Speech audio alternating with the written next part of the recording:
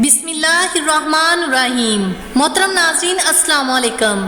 آج کی اس ویڈیو میں ہم آپ کو حضرت لقمان علیہ السلام کے بارے میں بتائیں گے۔ تاریخ میں جن عظیم المرتبت اور صالحہ حکماں کا ذکر ہوا ہے، ان میں سے ایک حضرت لقمان علیہ السلام ہے۔ آپ کا اس مبارک قرآن میں 2 بار ذکر ہوا ہے اور قرآن کا سورۃ نمبر 31 بھی انہی کے نام سے موسوم ہے۔ حضرت لقمان کے بارے میں رسول کریم صلی اللہ علیہ وسلم کی ایک حدیث ہے، میں حق بات کہتا ہوں کہ لقمان پیغمبر نہیں تھے، لیکن ایسے بندے تھے جو بہت زیادہ غور و فکر کرتے تھے۔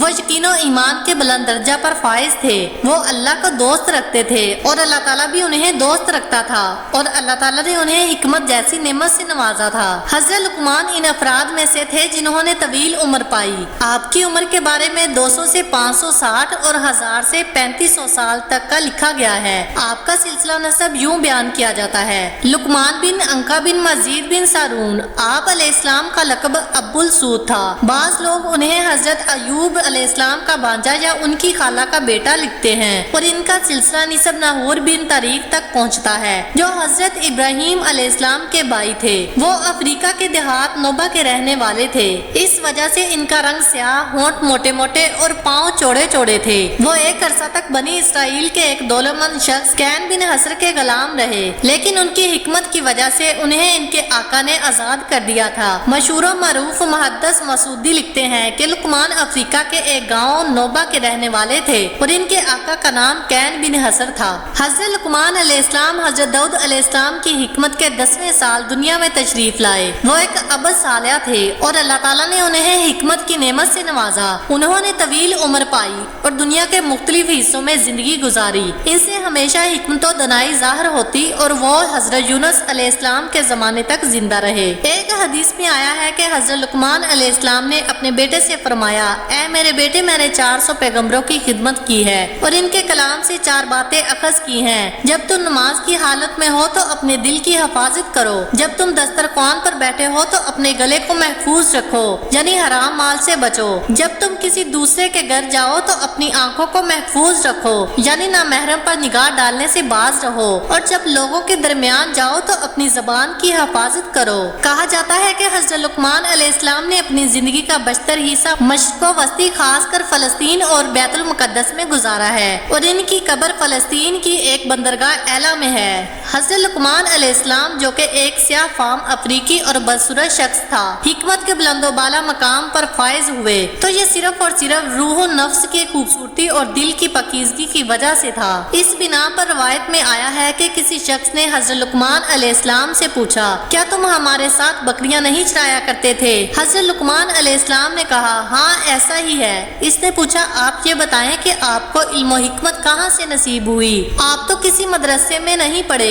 حضرت لقمان علیہ السلام نے جواب میں فرمایا: مجھے یہ حکمت اللہ کی مرضی، امانت ادا کرنے، سچ بولنے اور بےہودہ باتوں سے بچنے کی وجہ سے نصیب ہوئی ہے۔ حضرت لقمان علیہ السلام کی اپنے فرزند کے نام وہ 10 نصیحتیں جو قرآن کی 5 آیات میں مذکور ہیں، عقائد، اخلاق اور ادب معاشرات کا مجموعہ ہیں، اور یہ قرآن پاک کی سورۃ لقمان میں موجود ہیں۔ اے بیٹے، کسی چیز کو اللہ کا شریک نہ بناؤ، بے شک شرک بہت بڑا ظلم ہے۔ اے بیٹے، نیکی یا بدی ایک رائی کے دانے کے برابر ہے، اور کسی پتھر کے اندر ہو یا آسمانوں پر ہو یا زمین کی گہرائیوں میں ہو تو خدا روز قیامت ضرور اسے سامنے لائے گا، کیونکہ وہ لطیف بھی ہے اور باخبر بھی ہے۔ بیٹا، نماز قائم کرو، نیکیوں کا حکم دو، برائیوں سے منع کرو، اور اس میں جو مصیبت پڑے اس پر صبر کرو کہ یہ بہت بڑی حکمت کا کام ہے۔ خبردار، لوگوں کے سامنے اکڑ کر منہ نہ پھیلاؤ، اور زمین پر غرور کے ساتھ نہ چلنا کہ خدا اکڑنے والا اور مغرور کو پسند نہیں کرتا۔ اپنی رفتار میں میانہ روی سے کام لینا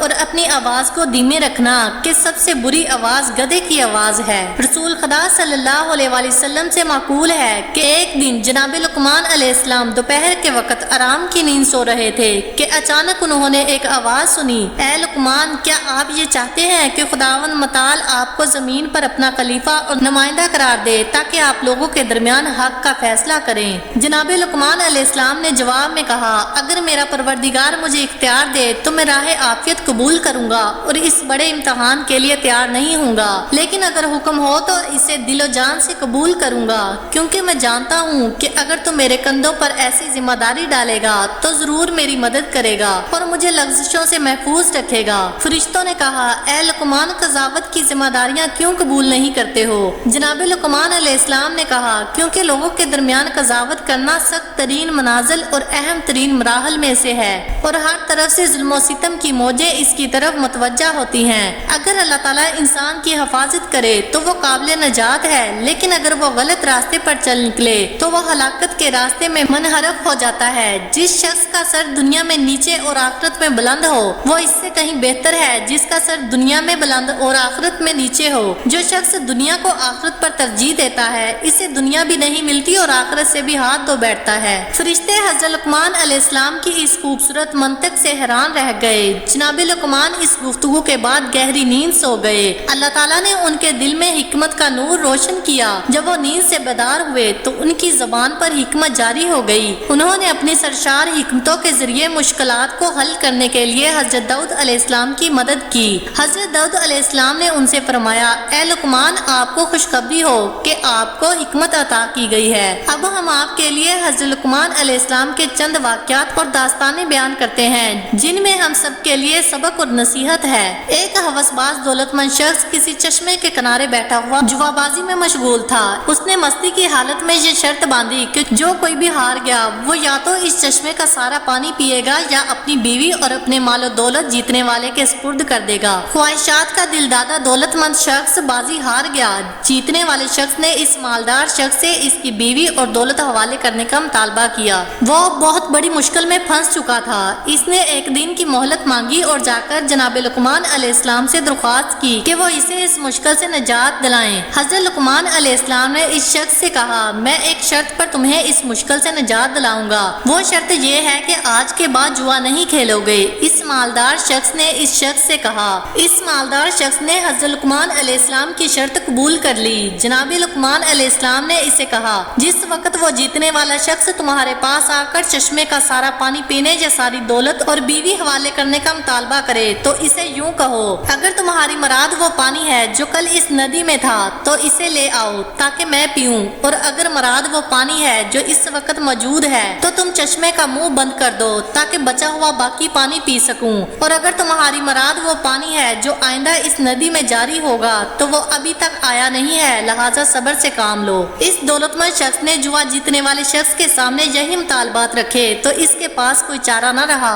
اور اس کا منہ بند ہو گیا۔ یہی وہ مقام ہے جب حضرت لقمان علیہ السلام کی حکمت آشکار ہوئی اور لوگوں نے انہیں پہچانا۔ تاریخ انبیاء کے مطابق وہ دولت مند شخص حضرت لقمان علیہ السلام کا آقا کین تھا جس نے 30 مسقال سونے کے عوض حضرت لقمان کو خریدا تھا۔ اس واقعے کے بعد جناب لقمان کو آزاد کر دیا گیا۔ ایک دن حضرت لقمان علیہ السلام کے آقا نے ان سے کہا، ایک گوسفند یعنی بکری ذبح کرو اور اس کے تمام اعضاء میں سے 2 بہترین اعضاء میرے لیے پکا کر لاؤ۔ حضرت لقمان نے گوسفند ذبح کیا، اس کی زبان اور اس کا دل نکالا، انہیں پکا کر اپنے آقا کے سامنے لا کر رکھا۔ اگلے دن آقا نے پھر کہا، گوسفند کے اعضاء میں سے 2 بدترین اعضاء پکا کر لاؤ۔ حضرت لقمان نے پھر زبان اور دل پکا کر آقا کی خدمت میں حاضر کر دیے۔ آقا نے پوچھا، میں نے تمہیں کہا تھا کہ 2 بہترین اعضاء پکا کر لاؤ تو تم زبان اور دل پکا کر لائے، پھر میں نے تم سے بدترین اعضاء کا مطالبہ کیا تو تم پھر دل اور زبان لے کر آئے، اس کی وجہ کیا ہے؟ جناب لقمان علیہ السلام نے کہا، اگرچہ دونوں عضو پاک ہوں تو بہترین ہیں اور اگر جہی پلید ہوں تو بدترین ہیں۔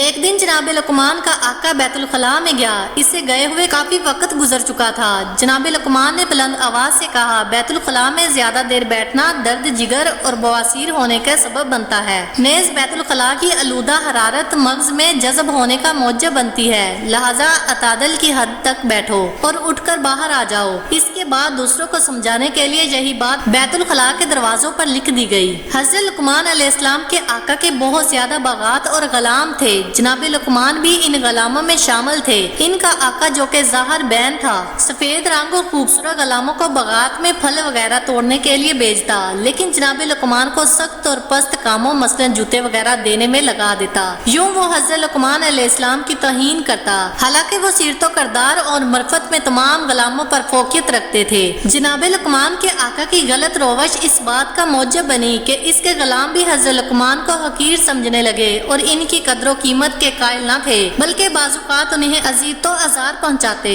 آقا نے ایک موقع پر غلاموں کو باغ میں پھل توڑ کر لانے کے لیے بھیجا۔ وہ باغ میں گئے اور مختلف قسم کے پھل توڑ کر لائے، لیکن آقا کی عدم موجودگی سے فائدہ اٹھاتے ہوئے انہوں نے وہ تمام پھل کھا لیے۔ جب آقا آیا اور تازہ پھلوں کا مطالبہ کیا تو غلاموں نے جھوٹ بولتے ہوئے کہا کہ تمام پھل لقمان کھا گیا ہے۔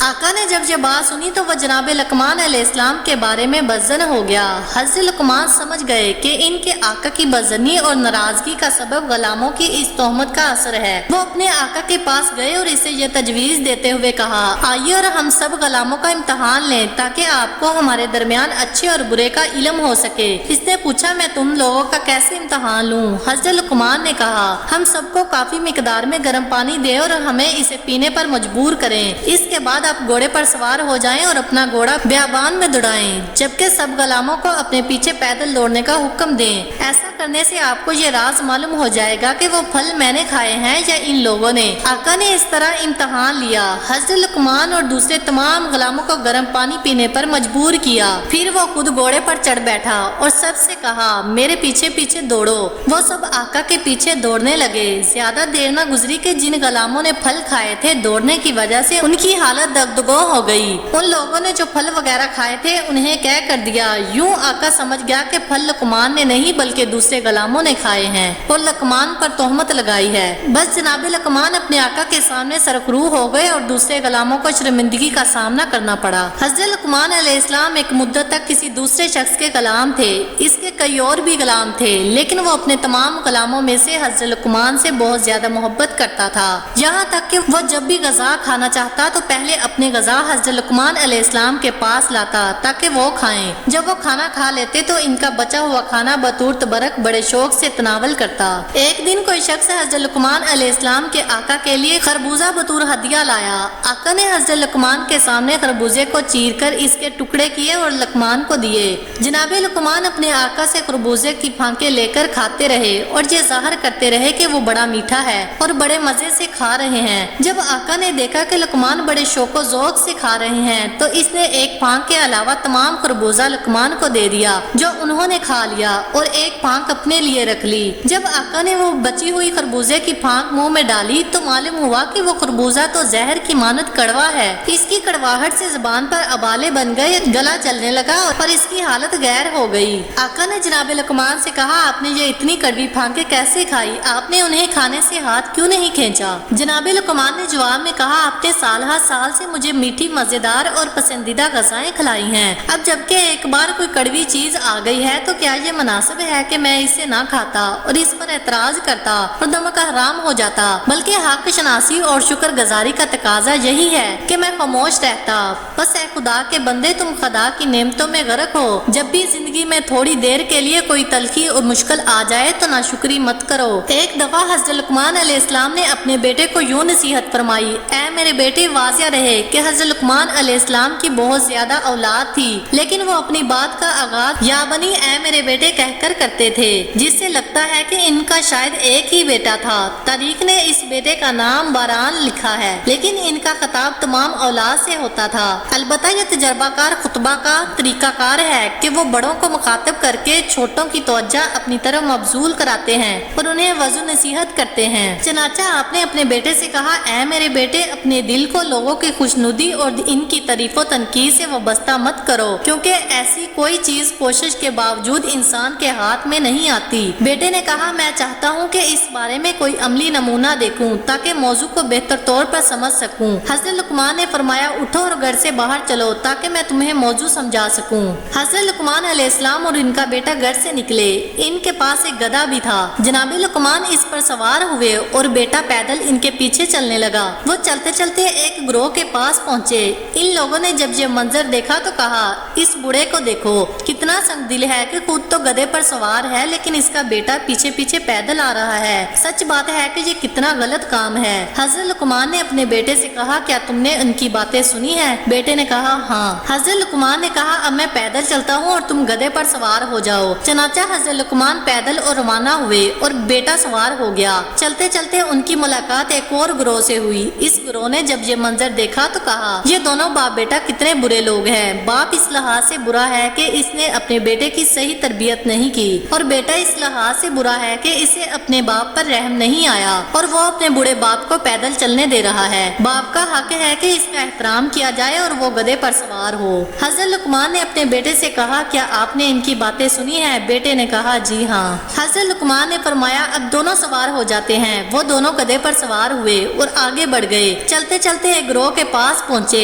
ان لوگوں نے جب یہ منظر دیکھا تو کہا ان دونوں سواروں کے دل میں ذرا برابر رحم نہیں ہے کہ دونوں بے زبان حیوان پر سوار ہیں۔ ان لوگوں نے اس حیوان کی کمر توڑ دی ہے کیونکہ اس بیچارے حیوان پر زیادہ وزن ڈال دیا ہے۔ بہتر تو یہ تھا کہ ایک سوار ہوتا اور دوسرا پیدل چلتا۔ حضرت لقمان نے اپنے بیٹے سے کہا کیا آپ نے ان لوگوں کی باتیں سنی ہیں؟ بیٹے نے کہا جی ہاں۔ حضرت لقمان نے فرمایا آؤ اس بار ہم دونوں گدھے کے پیچھے پیچھے پیدل چلتے ہیں۔ دونوں گدھے سے اترے اور اس کے پیچھے پیچھے پیدل روانہ ہوئے۔ وہ چلتے چلتے ایک اور گروہ کے پاس پہنچے۔ ان لوگوں نے کہا یہ دونوں عجیب قسم کے جاہل افراد ہیں، سواری ہونے کے باوجود پیدل چل رہے ہیں اور سواری کو خالی چھوڑ دیا ہے، یہ کس قدر احمق ہیں۔ حضرت لقمان نے اپنے بیٹے سے فرمایا کیا آپ نے ان لوگوں کی گفتگو سنی ہے؟ اس نے عرض کیا جی ہاں۔ جناب لقمان نے فرمایا کیا لوگوں کو راضی کرنے کے لیے اس کے علاوہ اور کوئی چارہ ہے؟ اب جبکہ صورتحال یوں ہے تو کبھی لوگوں کی رضامندی کو اپنا محور و مقصد قرار مت دو، بلکہ خداوند قدوس کی رضا اور خوشنودی کو اپنا مقصد اور ہدف قرار دو تاکہ دنیا اور آخرت میں سعادت اور کامیابی حاصل کر سکو۔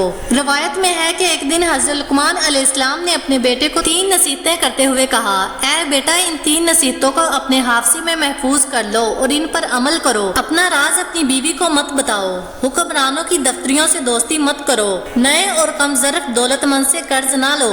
حضرت لقمان جب دنیا سے رخصت ہو گئے تو ان کے بیٹے نے ان نصیحتوں کو آزمانا چاہا اور دیکھنا چاہا کہ ان کاموں کو انجام دینے سے کیا نقصان ہوگا جن کو انجام نہ دینے کی اس کی حکیم باپ نے اسے وصیت کی تھی۔ اس نے گوسفند یعنی ایک بکری ذبح کی، اسے ایک بوری میں ڈالا، بوری کا منہ باندھا اور اسے اٹھا کر گھر لے آیا، اپنے پلنگ کے نیچے گڑھا کھودا اور اسے وہاں دفن کر دیا۔ اس کے بعد اپنی بیوی سے کہا میرا ایک دشمن تھا، میں نے اسے قتل کرنے کے بعد یہاں دفن کر دیا ہے، محتاط رہنا اور اس راز کو پوشیدہ رکھنا اور کسی کو مت بتانا۔ اس کے بعد اس نے اپنے ہمسائے میں رہنے والے ایک دفتری سے دوستی کر لی، ہر روز اس دعوت دیتا اور اس کا دوست بن گیا۔ اسی محلے میں ایک نوجوان رہتا تھا جس کا کوئی خاندانی پس منظر نہیں تھا، اس نے محنت و مشقت سے دولت اکٹھی کی ہوئی تھی، وہ تازہ دولت مند ہوا تھا اور اپنی دولت مندی پر فخر بھی کرتا تھا۔ حضرت لقمان کے بیٹے نے اس سے کچھ درہم قرض لیے اور انہیں گھر میں چھپا کر رکھ دیا۔ دن گزرتے رہے، ایک دن جناب لقمان کے بیٹے کا اپنی بیوی سے جھگڑا ہو گیا، اس نے آہو بکا شروع کر دی اور بلند آواز سے کہا اے بدکار قاتل، اے خونریز، تم نے ایک شخص کو بے گناہ قتل کر کے گھر میں دفن کر رکھا ہے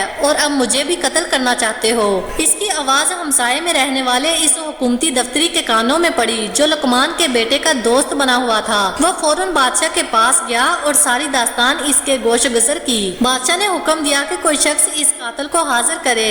اسی حکومتی دفتری نے کہا میں اسے پکڑ کر لاتا ہوں۔ وہ شخص لقمان کے بیٹے کے گھر آیا اور انتہائی ذلت امیز طریقے سے اسے گھر سے کھینچ لیا اور دوستی وغیرہ سب بھول گیا۔ اسے کھینچتے ہوئے بادشاہ کے دربار میں لے جا رہا تھا کہ راستے میں نئے دولت مند نوجوان نے جب جناب لقمان کے بیٹے کو اس حال میں دیکھا تو لوگوں کے سامنے انتہائی غصے کے عالم میں آ کر اسے پکڑا اور کہا اگر تمہیں قتل کے بدلے میں قتل کریں گے تو میری رقم ڈوب جائے گی، لہٰذا مجھ سے لیے ہوئے درہم ابھی واپس کرو۔ اس نے یوں نامرادی کا مظاہرہ کرتے ہوئے جناب لقمان کے بیٹے کی توہین کی۔ بہرحال لوگ وہاں پر اکٹھے ہو گئے اور جناب لقمان کے بیٹے کو انتہائی توہین امیز طریقے سے بادشاہ کے دربار کی طرف لے گئے۔ جب فرزندہ لقمان بادشاہ کے سامنے کھڑا ہوا تو ان کے درمیان ہونے والی گفتگو کچھ یوں تھی۔ بادشاہ نے کہا تم تو لقمان کے بیٹے ہو، لہٰذا مناسب نہیں تھا کہ تم قتل و غارت کا مرتکب ہوتے۔ فرزندہ لقمان نے جواب دیا میں نے بالکل ناحق خون نہیں بہایا اور نہ ہی کسی شخص کو قتل کیا ہے۔ دفتری بولا یہ جھوٹ بول رہا ہے، اس نے ایک شخص کو قتل کرنے کے بعد اس کا جنازہ اپنے گھر میں دفن کر رکھا ہے۔